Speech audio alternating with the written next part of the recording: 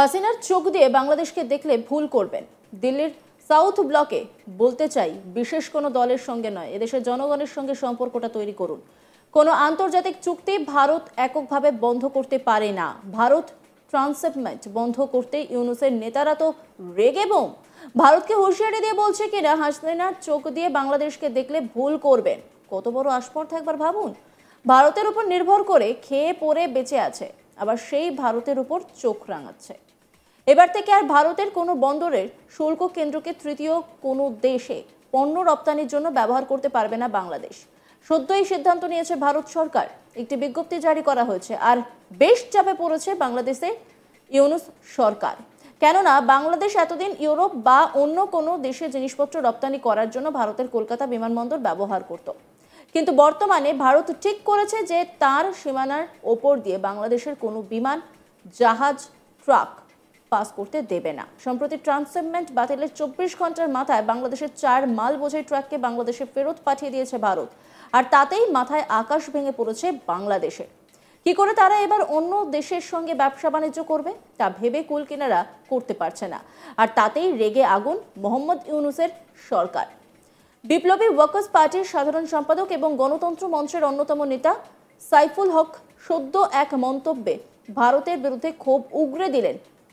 তিনি ভারতকে হুঁশিয়ারি দিয়ে বলেন, হাসিনার চোখ দিয়ে বাংলাদেশকে দেখলে ভুল করবেন। দিল্লি সাউথ ব্লকে বলতে চাই, বিশেষ কোনো দলের সঙ্গে নয়, এদেশের জনগণের সঙ্গে সম্পর্কটা তৈরি করুন। দুদিন আগে দেখলাম ট্রান্সশিপমেন্ট বন্ধ করে দিয়েছে। আমরা যেটুকু বাণিজ্য সুবিধা পেতাম ভারতের কলকাতা বিমানবন্দরে, সেই সুবিধা তারা বন্ধ করে দিয়েছে। ট্রান্সশিপমেন্ট সুবিধা নিয়ে আমরা নেপাল, ভুটানে পণ্য রপ্তানি করতে পারতাম। কোনো আন্তর্জাতিক চুক্তি ভারত এককভাবে বন্ধ করতে পারে না, এটা বন্ধুত্বের কোনো নমুনা নয়। সাইফুল হক কি বলছেন শোনাব আপনাদের। হাসিনার চোখ দিয়ে বাংলাদেশকে দেখলে আপনারা ভুল করবেন। দিল্লির সাউথ ব্লককে নীতি নির্ধারককে বলতে চাই, বাংলাদেশের বিশেষ কোনো দলের সাথে নয়, এদেশের জনগণ তাদের সাথে সম্পর্কটা তৈরি করুন। এভাবে কোন আন্তর্জাতিক চুক্তি এককভাবে ভারত বন্ধ করতে পারে না, এটা ভারতের কোন সৎ প্রতিবেশীর পরিচয় নয়। দুদিন আগে দেখলাম যে আমাদের এখানে ভারত ট্রান্সশিপমেন্ট তারা বন্ধ করে দিয়েছে।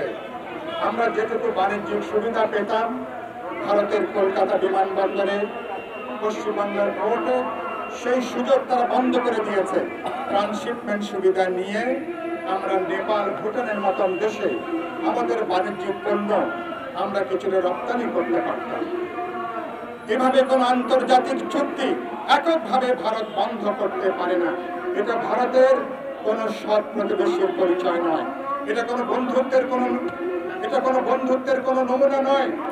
কদিন আগে মাত্র ব্যাংককে ভারতের প্রধানমন্ত্রীর সাথে আমাদের প্রধান উপদেষ্টা তার যে গুরুত্বপূর্ণ বৈঠক, আমরা আশায় বুক বেঁধেছিলাম যে 8 মাস পরে হয়তো আমাদের দ্বিপাক্ষিক সম্পর্কে যে বরফ, সে বরফ কিছুটা গলতে শুরু করেছে।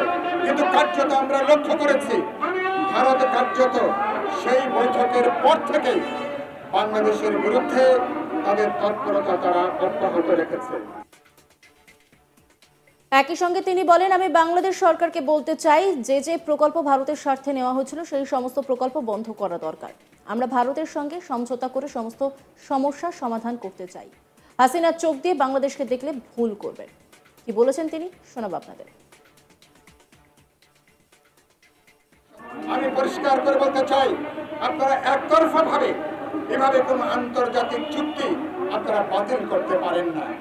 আমি বাংলাদেশ সরকারকে বলতে চাই, আমাদের বাগেরহাটের যে রামপাল বিদ্যুৎ প্রকল্প, যেটা ভারতের স্বার্থে নেওয়া হয়েছিল, এরকম অনেকগুলো প্রকল্প, এগুলো অবিলম্বে বন্ধ করা দরকার।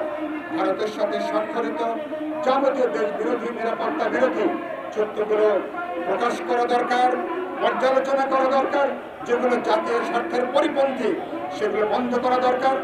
ভারতের সঙ্গে আলাপ আলোচনা করে আমরা আমাদের যাবতীয় দ্বিপাক্ষিক সমস্যা আমরা সমাধান করতে চাই।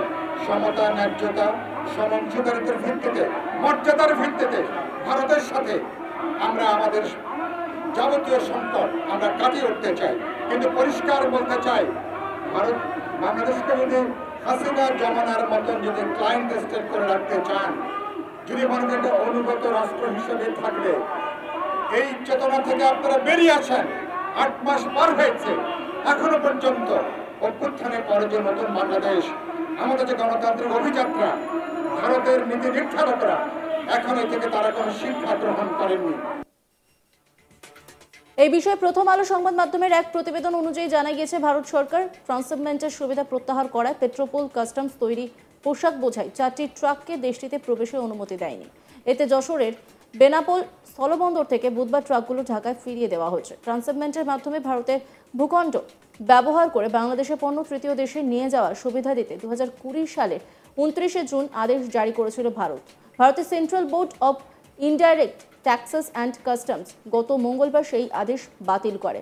বেনাপোল স্থলবন্দর সূত্র জানায়, মঙ্গলবার ঢাকা থেকে তৈরি পোশাক রপ্তানিকারক 3টি প্রতিষ্ঠান 4টি ট্রাকে পণ্য বোঝাই করে বেনাপোল বন্দরে নিয়ে আসে। ট্রানজিট নিয়ে ওই পণ্য কলকাতার দমদম বিমানবন্দর হয়ে স্পেনে রপ্তানি হওয়ার কথা ছিল, কিন্তু ভারতে পেট্রোপোল কাস্টমস থেকে ট্রাকগুলো প্রবেশের অনুমতি পায়নি। এতে পণ্যগুলো সংশ্লিষ্ট প্রতিষ্ঠান ফিরিয়ে নিয়েছে।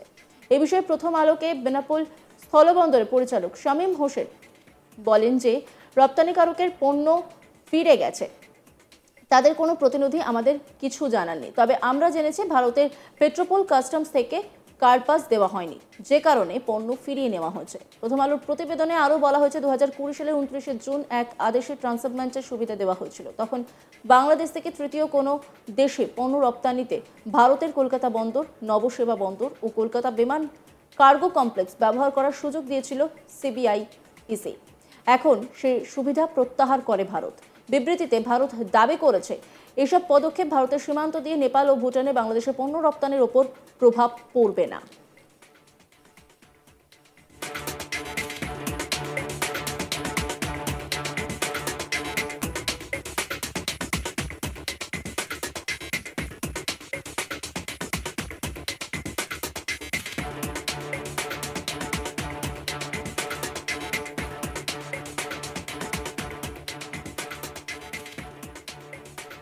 হাসিনার চোখ দিয়ে বাংলাদেশকে দেখলে ভুল করবেন। দিল্লি সাউথ ব্লকে বলতে চাই, বিশেষ কোনো দলের সঙ্গে নয়, এদেশের জনগণের সঙ্গে সম্পর্কটা তৈরি করুন। কোনো আন্তর্জাতিক চুক্তি ভারত এককভাবে বন্ধ করতে পারে না।